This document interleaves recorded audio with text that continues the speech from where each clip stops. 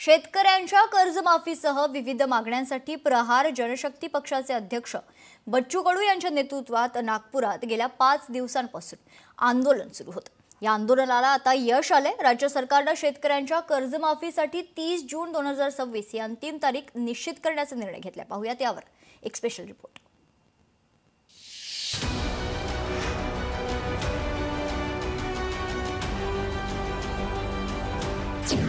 प्रहारच्या महाएल्गार आंदोलनाला यश।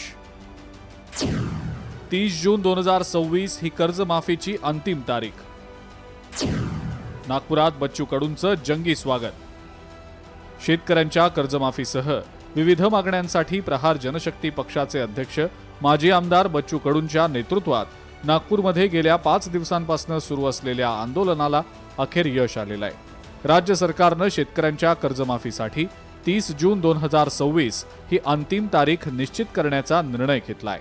त्यानंतर प्रहार संघटनेचे अध्यक्ष बच्चू कडू नागपूर विमानतळावर दाखल झाल्यानंतर शेतकरी आंदोलकांनी त्यांना मिठाई भरवत, खांद्यावर उचलत, फुलांचा वर्षाव करत त्यांचं जोरदार स्वागत केलं।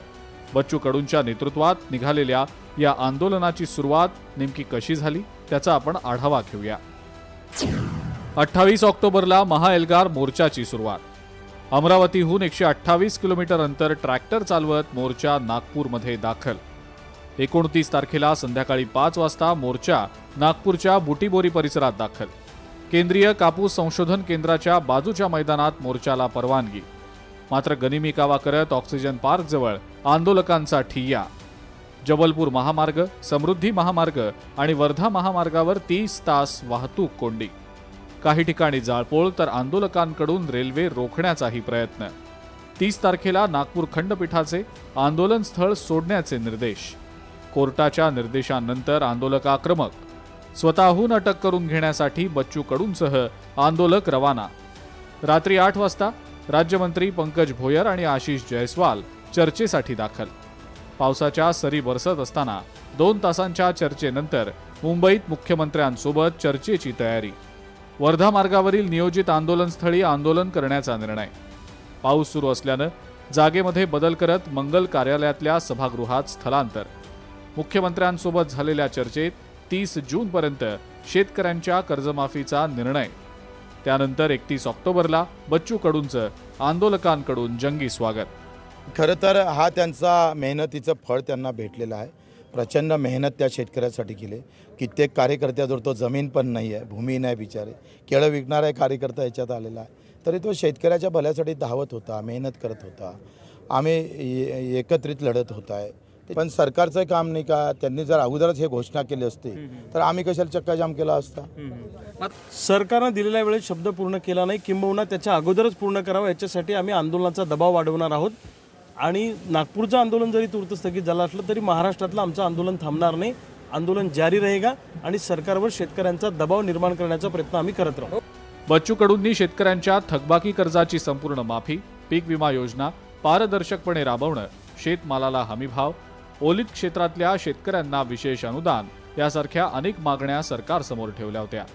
गेल्या काही दिवसांपासून मोठ्या संख्येनं शेतकरी नागपूरमध्ये एकत्र येऊन आंदोलनात सहभागी झाले होते।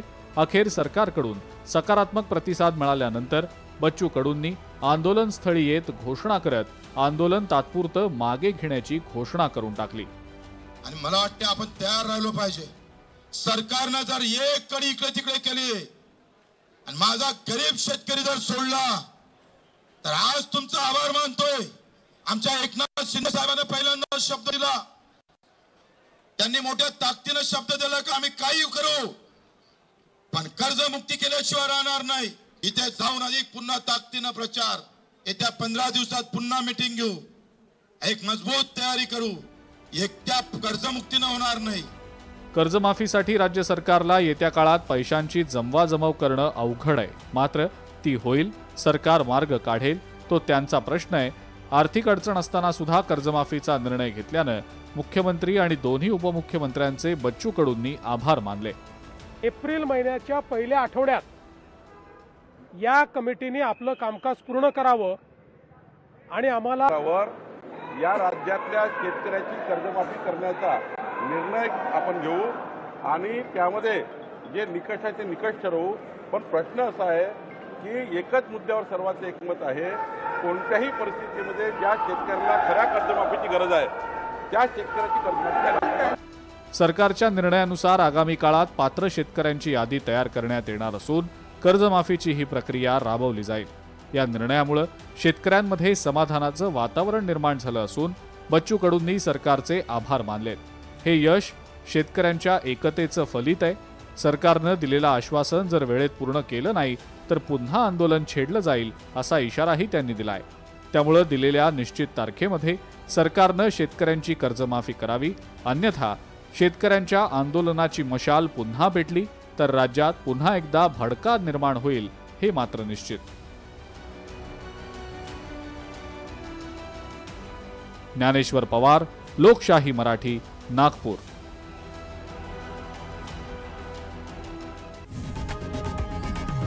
लोकशाही मराठी, ऐका, पहा, जागरूक रहा.